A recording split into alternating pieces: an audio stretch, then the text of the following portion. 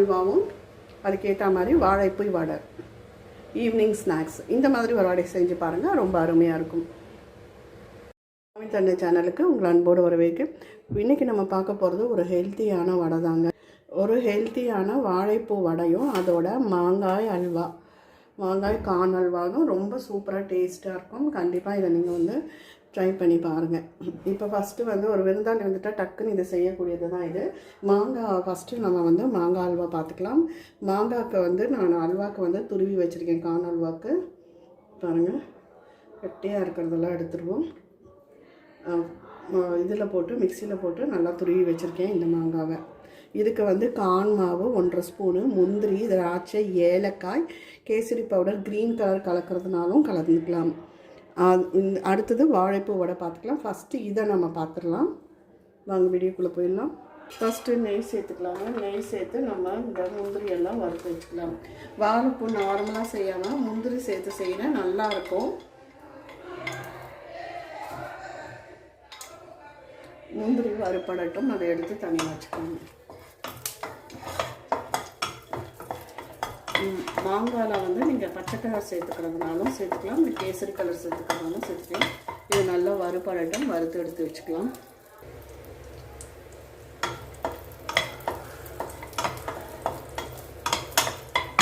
நல்லா முறுமுறுன்னு வறுத்து எடுத்து வச்சுக்கலாம். நான் ஒரு மூக்கிலி மாங்காய் தான் எடுத்துருக்கேன், பாதி மாங்காய் சேர்த்துருக்கேன்.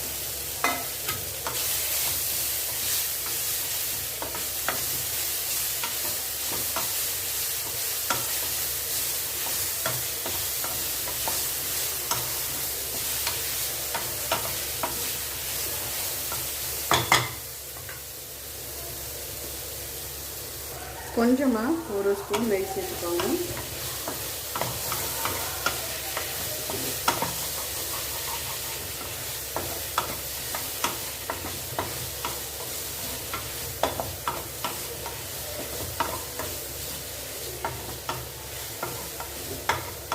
நல்லா மாங்காய் அந்த பச்சை வாடை, அந்த ஈரத்தன்மை போக நல்லா வதங்கி வரணும்.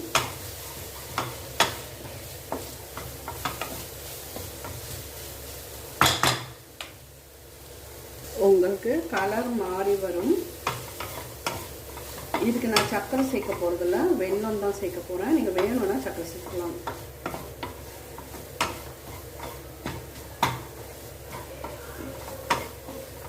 நார்த் இந்தியன் ஃப்ரெண்டு எனக்கு சொல்லி கொடுத்தது, அவங்க பேர் டிங்கு. அவங்க அந்த கால சீரியல் ஆக்டர்,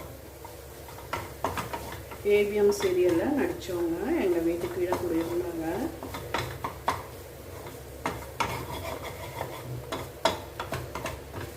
இப்போ பாருங்கள், நம்ம போட்டதுக்கும் இதுக்கும் எவ்வளோ இதுவாக இருக்குன்னு, சுருங்கி இருக்குன்னு. இப்போ 1 ஸ்பூன், ஒரு 1/2 ஸ்பூன் நெய் விட்டுக்கோங்க. மொத்தம் நான் 3 ஸ்பூன் நெய் விட்டுருக்கேன்.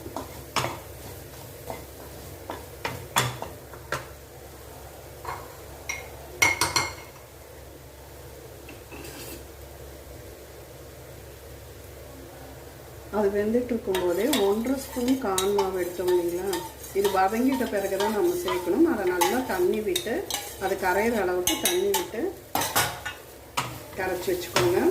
இப்போ இதை நல்லா கொஞ்சம் ஓரளவு சுருண்டு வரணும் மாங்காய். அந்த ஸ்டேஜில் நம்ம கான் மாவை சேர்த்துக்கலாம். கான் மாவை சேர்த்தோடனே அதை கெட்டிப்படும். இப்போது கரைச்சி வச்ச கான் மாவு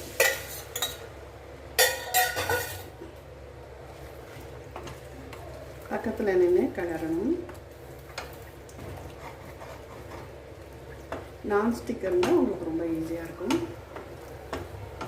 பாருங்கள், நல்லா ஓரளவு கெட்டிப்பட ஆரம்பிக்கும்.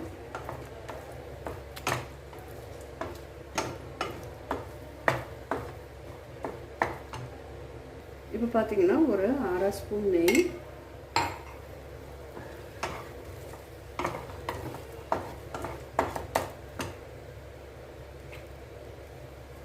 அப்படியே பார்த்தீங்கன்னா இங்கே நான் க்ரீன் கலர் ஃபுட் கலர் எடுத்துருக்கேன், அதை சேர்த்துக்கலாம். இப்போ சேர்க்கும் போது தான் அது கலந்து வரும் உங்களுக்கு.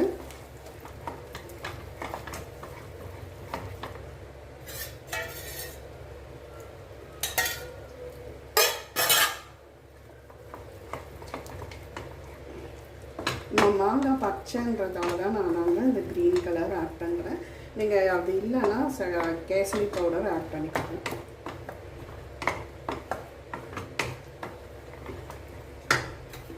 சுருண்டு வருது. இந்த ஸ்டேஜில் நமக்கு தேவையான இனிப்பு சர்க்கரையும் சேர்த்துக்கலாம். எந்த அளவு இனிப்பு தேவையோ அந்த அளவு சேர்த்துக்கோங்க.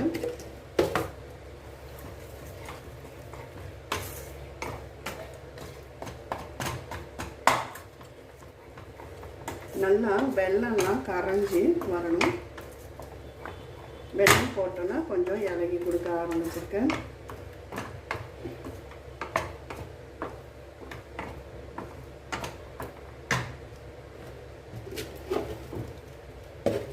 இனிப்பு நான் அளவு சொல்லலை, குறைச்சி சாப்பிட்றீங்களோ அதுக்கேற்ற மாதிரி சேர்த்துக்கோங்க.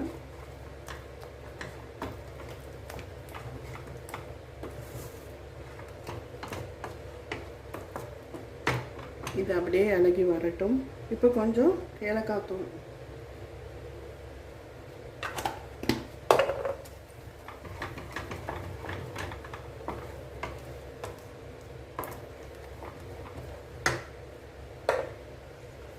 இப்போ நம்ம எடுத்து வச்சிருந்த நட்ஸ் எல்லாத்தையும் போட்டுக்கோங்க. எவ்வளோ நட்ஸ் வைக்கிறீங்களோ அவ்வளோ அளவு நல்லாயிருக்கும் வாயில் கடிப்படும் போது.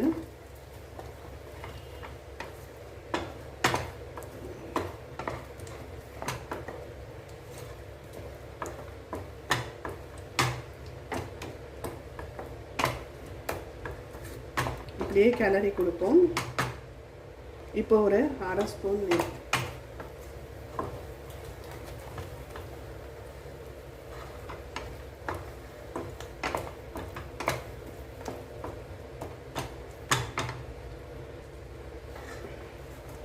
இந்த மாங்காய் அல்வா நல்லா உங்களுக்கு சுருண்டு வரும். அந்த ஸ்டேஜில் நம்ம அடுப்பை ஆஃப் பண்ணி நெய் தடவையை தட்டில் கொட்டிடலாம்.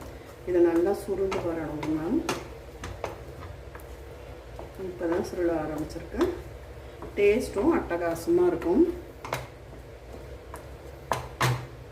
இப்போ பாருங்கள், பதமாக நல்லா சுருண்டு வந்தாச்சு.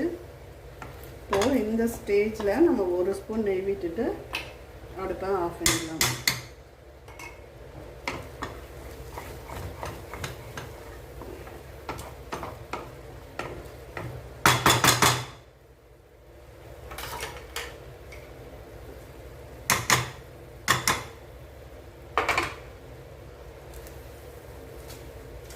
நான் அடுப்பை ஆஃப் பண்ணிவிட்டு கிளறி கொடுத்துட்ருக்கேன்.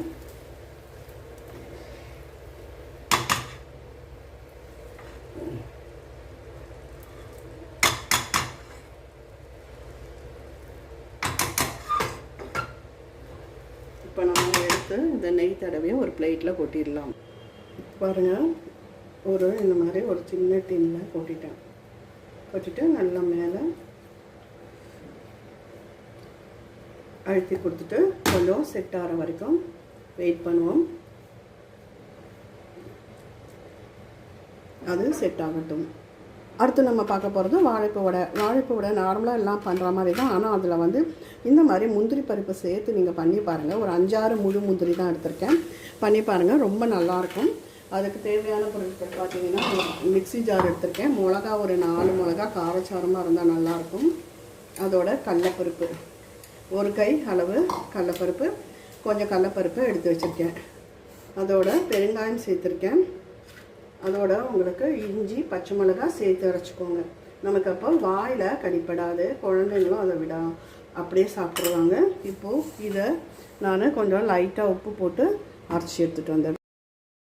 பக்குவம் நம்ம கையில் பிடிக்க வரணும். அப்போ தான் நமக்கு சரியாக இருக்கும். இப்போ பார்த்தீங்கன்னா கையில் பிடிக்க வருது. இந்த ஸ்டேஜ் போதும். இப்போ வாழைப்பூவை நான் நல்லா தண்ணியில் போட்டு எடுத்து வச்சுருக்கேங்க.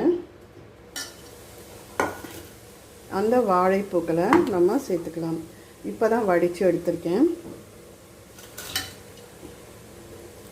1/2 கைப்பிடி அளவு 1/2 கைப்பிடி அளவு வாழைப்பூங்க. இப்போ இதை நான் 1-2 அரைச்சி எடுத்துகிட்டு வந்துடுறேன். இப்போ பார்த்திங்கன்னா அரைச்சி எடுத்துகிட்டு வந்துட்டேன். இது பாருங்கள்.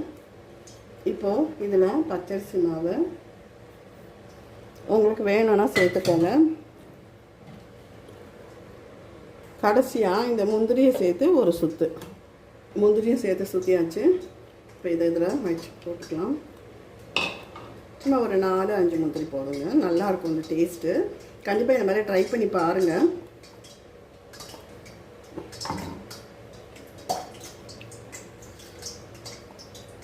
இப்போ பார்த்தீங்கன்னா பச்சரிசி மாவு சேர்த்தாச்சு.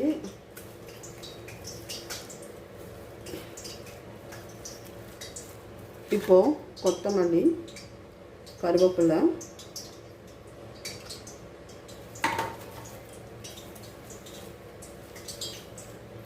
தேவையான அளவு வெங்காயம்,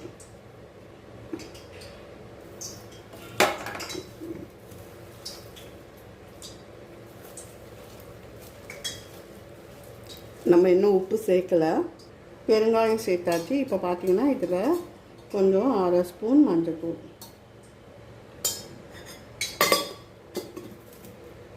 இப்போ பார்த்தீங்கன்னா நம்ம ஊற வச்ச கடலைப்பருப்பு வச்சுருக்கோம் இல்லைங்களா, அதையும் சேர்த்துக்கோங்க.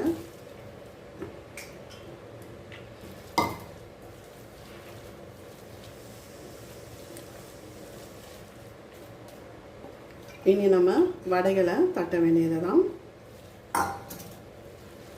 உப்பு சேர்த்துக்கோங்க. எண்ணெய் அங்கே காய வச்சுருக்கேன்.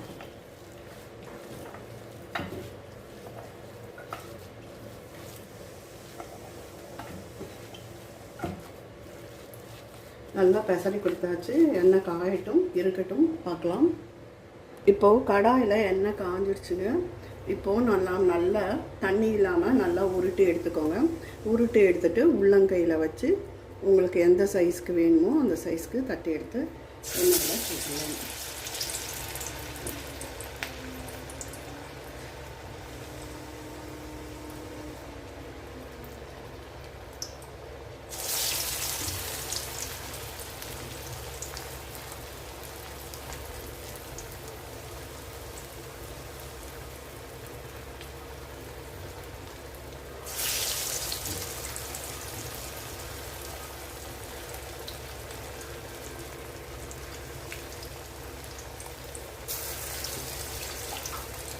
இதெல்லாம் நல்லா வெந்து வரட்டும்.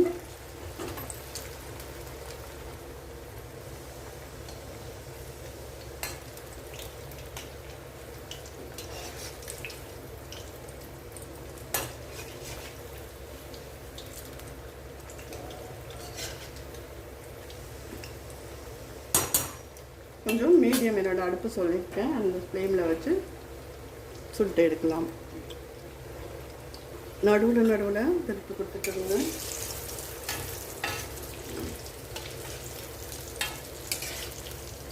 நல்லா முறு வரணும், அந்த அளவு பார்க்கலாம்.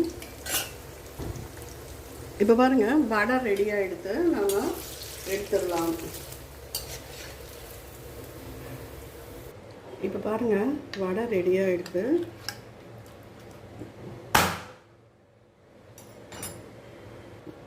கடையில் கிடக்கிற மாதிரி கட் பண்ணியாச்சு. ஸ்கொயராக கட் பண்ணுறதாலும் கட் பண்ணிக்கலாம்.